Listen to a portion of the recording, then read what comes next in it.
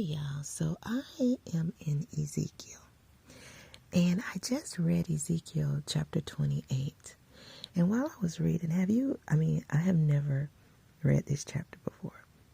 And I have never heard this chapter broken down or talked about or anything like that. Actually, there is a lot that I have been studying in the Bible that has not been taught in the church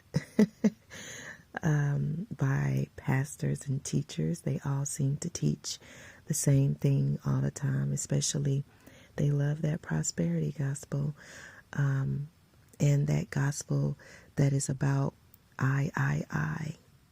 That selfish gospel. That's what I'm going to call it. Well, so when I started on this path of wanting to learn the Word of God and learn about God, the Father and the Son, I have learned so much. So as I was reading this chapter, I think initially things were going over my head. Like I'm reading, and a lot of times I have to read more than once. And then by the time I got over here to verse 13, and I was reading, "Thou hast been in Eden, the garden of God, every precious stone." Like I skimmed past, I was reading 13, and it just kind of gave me a little, it's interesting. I didn't think nothing about it. When I got to 14, and it was reading, "Thou art the anointed cherub that covereth, and I have set thee so that thou was upon the holy mountain of God." And then it really hit me like, hold up. What is this referring? Who is this person? Who is this person? Like, who is this? Because it's obviously not a man. And I don't know if it's Satan, because it does not clearly identify Satan. And then I was reminded of Daniel, I believe chapter 10, where something similar, where it was the king of Persia. And let me go to it. I might go to it to show, but let me not get off subject. So anyway, so I went back to this and I reread it again.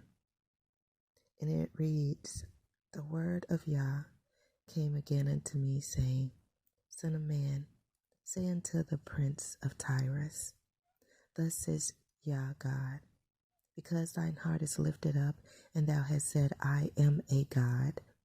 I sit in a seat of God in the midst of the seas. Yet thou art a man, and not God. Thou set thy heart as the heart of God. Behold, thou art wiser than Daniel. There is no secret that they can hide from thee. With thy wisdom and with thine understanding, thou hast gotten thy riches, and hast gotten gold and silver unto thy treasures. By thy great wisdom and by thy traffic, thou hast increased thy riches, and thine heart is lifted up because of thy riches. Therefore thus says Yah God, because thou hast set thine heart as the heart of God, behold, therefore I will bring strangers upon thee, the terrible of the nations, and they shall draw their sword against the beauty of thy wisdom, and they shall defile thy brightness. They shall bring thee down to the pit, and thou shalt die the death of them that are slain in the midst of the seas. Wilt thou yet say before him, thou slayest thee? I am God. But thou shalt be a man, and no God, in the hand of him that slayeth thee. Thou shalt die the deaths of the uncircumcised by the hand of the strangers, for I have spoken it, said Yah God. Moreover, the word of Yah came unto me, saying, Son of man, take up a lamentation upon the king of Tyrus. Okay, so the first part is we're going over about the prince of Tyrus. And the prince of Tyrus is most definitely a man, because it makes note and make it clear. Like, this man is so puffed up because of the wisdom this man has attained and all the traffic and the success. And I'm assuming that this is tying in chapter 27 of Ezekiel, which it reads, "The word of Yah came again unto me, saying, Now, son of man, take up lamentation for Tyrus, and say unto Tyrus, O thou that art situated at the entry of the sea, which are a merchant of the people for many isles." And it goes into all the merchants that they have.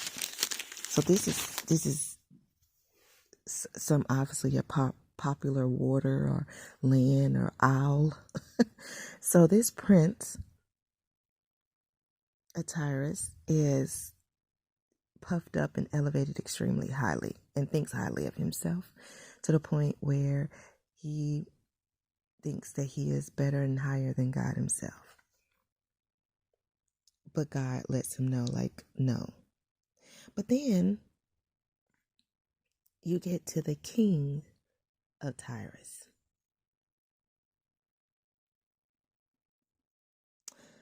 And then the king of Tyrus has been in Eden. Thou hast been in Eden, the garden of God. Every precious stone was thy covering. And then you realize, like, hold on, this king has been dressed. He's covered. So that means he's dressed in the sardius,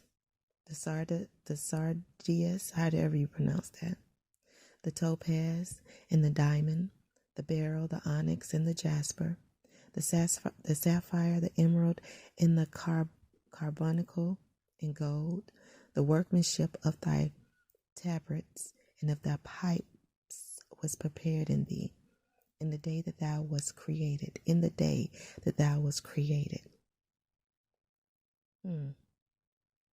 What is a tabrets? Let's look that up really quick. Thou art the anointed cherub that covereth and have set thee so that thou was upon the holy mountain of God. Thou hast walked up and down the midst of the stones of fire. Thou was perfect in thy ways from the day that thou was created, till iniquity was found in thee. This is very interesting to me, because obviously a prince reports to a king, right?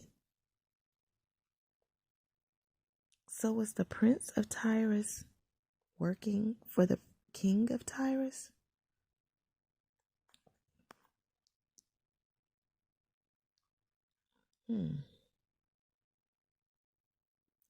Thou was perfect in thy ways from the day that thou was created, till iniquity was found in thee. By the multitude of thy merchandise they have filled thee. Midst of thee with violence, and thou hast sinned. Therefore I will cast thee as a profane out of the mountain of God, and I will destroy thee, O covering cherub. It's a covering cherub from the midst of the stones of fire. Thy heart was lifted up. But basically, this is just interesting to me. I don't know. I couldn't possibly say that this is Satan. I don't know who this is, but obviously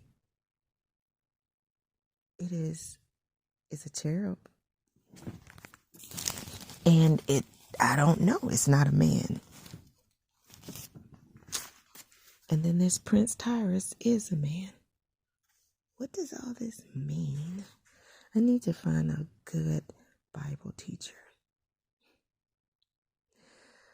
that speak English.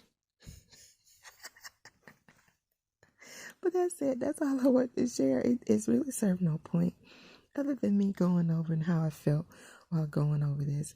If it seemed kind of jumbled up, it's because it is. It's jumbled up in my head. I'm amazed. I'm in awe. I think it's amazing all the things that's in the Bible that you can learn.